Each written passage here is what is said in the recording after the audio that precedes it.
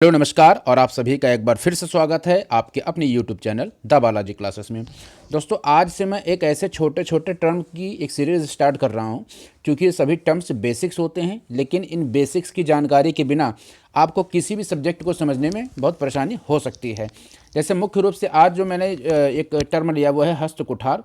इसमें हम समझेंगे कि हस्त कुठार क्या है, इसके कितने प्रकार हैं, उन सभी प्रकार के अपने अलग अलग मतलब हैं, उन सभी एक से जो भी मतलब जितने भी बेसिक टर्म्स हैं उन सभी बेसिक टर्म्स को हम समझने की कोशिश करेंगे। और इसी तरीके से छोटी छोटी वीडियोस के माध्यम से मैं डेली एक टर्म आपके लिए लेकर के आऊँगा।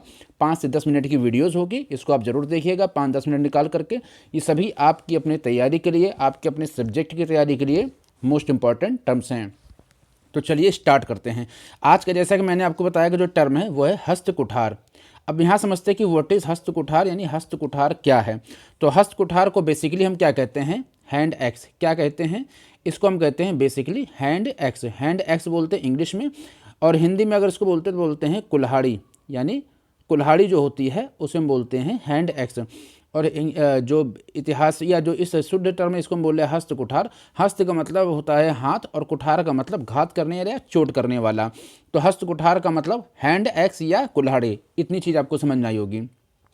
अब आप देखते हैं आगे कि इसके कितने प्रकार होते हैं। तो मुख्य रूप से इसके जो प्रकार हैं इसको हम देख लेते। तो जैसे यहाँ पर आप देख सकते हैं कि यहाँ पर मैंने लिख रखा है हस्त कुठार में, एक है एबी वेली, यानी एक है एबी वेली, दूसरा है एशुली या एशुली। पहला है एबी वेली, दूसरा है एशुली या एशुली, तीसरा है खुरचनी, चौथा है आपका वेधनी, पांचवा है तक्षणी, और छठा है वेधक। ये सभी प्रकार हैं हस्त कुठार के ही। इनके अपने अलग अलग मतलब है। आइए एक एक करके इन सभी के मतलब को देख लेते हैं। यहाँ पर पहले दिया हुआ है एबी वेली। अब इस एबी वेली का क्या मतलब है, तो एबी वेली हस्त कुठार क्या होता है। ये हस्त कुठार काफ़ी लंबा चौड़ा और भारी होता है, भारी भरकम होता है, काफ़ी लंबा चौड़ा होता है। और इसकी जो दूसरी इसकी खासियत है कि ये अनगढ़ होता है। अनगढ़ मतलब ये हो गया कि व्यवस्थित रूप से बना नहीं होता है, अपरिष्कृत तरीके से बना होता है। अपरिष्कृत तरीका यानी प्रारंभिक तरीके में बना होता है, इतना प्रोग्रेसिव नहीं था, तो इस वजह से क्या था, भारी भरकम था और काफ़ी लंबा चौड़ा था। तो इस प्रकार का जो हस्त कुठार है इसे हम बोलते हैं एबी वेली हस्त कुठार। आई होप आपको इतनी बात समझ में आई होगी। अब इसके बाद हम देखते हैं एशुली हस्त कुठार या एशुली हस्त कुठार। इस दोनों टर्म में यानी एशुली भी पूछा जा सकता है, एशुली भी पूछा जा सकता है। और इस प्रश्न को मैंने एशुली हस्त कुठार क्या होता है, कहाँ पाया जाता है, इससे रिलेटेड मैंने प्रश्न देख रखा है, कई एग्जामों देखा हुआ है, और कई मैंने पुराने पेपर्स में भी इसको देखा रखा है। तो यहाँ पर हम देख लेते हैं सबसे पहले कि एशुली हस्त कुठार होता क्या है। तो एशुली हस्त कुठार की अगर बात करते हैं तो ये हस्त कुठार, ये जो इस एबी वेली हस्त कुठार है इसका विपरीत होता है। मतलब आपका एबी वेली हस्त कुठार काफ़ी भारी भरकम होता है, अपरिष्कृत होता है, यानी अनगढ़ होता है। जबकि आपका एशुली हस्त कुठार है ये एबी वेली का परिवर्ती रूप होता है, विशेषताओं में इसका विपरीत होता है।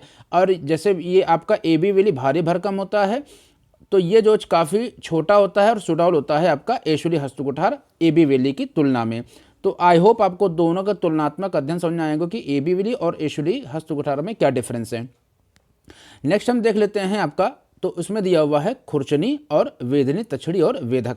यहाँ पर हम देखेंगे अगर खुरचनी को, तो इसका जो नाम है खुरचनी, खुरचनी का मतलब खुरचने वाला। आई होप आपको समझ आएगा खुरचनी का क्या मतलब निकल रहा है। तो खुरचनी में क्या होता है, मान लीजिए ये एक विशेष प्रकार से हम देख लेते हैं कि ये है, तो ये एक ब्लेड के तरीके का होता है। इसके जो किनारे होते हैं ये काफ़ी धारदार होते हैं, और इसका प्रयोग जो भी पेड़ की खाल है, जो कि पेड़ की जो छाल होती है या जानवरों की खाल वगैरह, चमड़ा, उसको उतारने में काम आता है, उसे हम बोलते हैं खुरचनी। तो मैंने देखा यहाँ पर एशुली, एबी वेली और खुरचनी। अब हम देखते हैं वेधनी को। तो जो आपका वेधनी हस्त कुठार होता है इसमें क्या होता है, ये पत्थर का पतला और नुकीला सिरा वाला एक उपकरण होता है। मान लीजिए ये ऐसा इसका सिरा है, तो ये नुकीला सिरा होता है इसका। इस प्रकार का जो आपका यंत्र है या उपकरण है इसे हम बोलते हैं वेधनी। इसके अलावा हम देखते हैं तक्षणी। तक्षणी क्या होता है, ये एक आधुनिक जो पेचकस होता है उस पेचकस के समान ये तक्षणी होता है। पेचकस आपको शायद ना समझना है तो स्क्रू ड्राइवर इसको बोलते हैं। मान लीजिए आपका यहाँ पर हम देखते हैं कि ये एक मान लीजिए पेचकस टाइप का कुछ है, और यहाँ पर इसके अंदर कुछ लगा होता है। तो इस प्रकार का जो आपका उपकरण है इसको हम बोलते हैं तक्षणी। आई होप आपको ये भी समझ में आया होगा। नेक्स्ट दिया हुआ है आपका जैसे वेधक, वेधक क्या है इसको भी हम देख लेते हैं। तो यहाँ पर वेधक का मतलब हो गया कि यह उपकरण आधुनिक छेदक के समान होता है, जिसमें जिससे नहीं आगे नोक होती है, इसको छेद करने के काम आता है। ये जो उपकरण है वेधक, वेधने के या छेदने के काम आता है। इस प्रकार का ये एक आधुनिक उपकरण है, आधुनिक उपकरण के समान है। और इस प्रकार का जो उपकरण होता है जिसे हम बोल रहे हैं वेधक, ये क्या करता है, ये उपकरण छेदक के समान होता है, छेद करने का कार्य करता है। तो आई होप आपको छोटी सी टर्म की एक वीडियो थी, आपको समझ में आई होगी। इसी तरीके की वीडियो पाने के लिए चैनल को सब्सक्राइब कर लीजिए। ये वीडियो पसंद आई तो लाइक कर लीजिए। कल का एक टॉपिक मैं लेकर के आऊँगा कि जैसे मान लीजिए आहत सिक्के क्या होते हैं, या इस पंचमार्क सिक्के जिसको बोलते हैं, इससे रिलेटेड हर एक टर्म को देखेंगे। और इसी तरीके से नए नए टर्म लेकर के आएंगे जो कि आपके सब्जेक्ट की समझ को बढ़ाएंगे और आपके एग्जाम के लिए काफ़ी उपयोगी होंगे। मिलते हैं एक और वीडियो में, तब तक के लिए जय हिंद, जय भारत।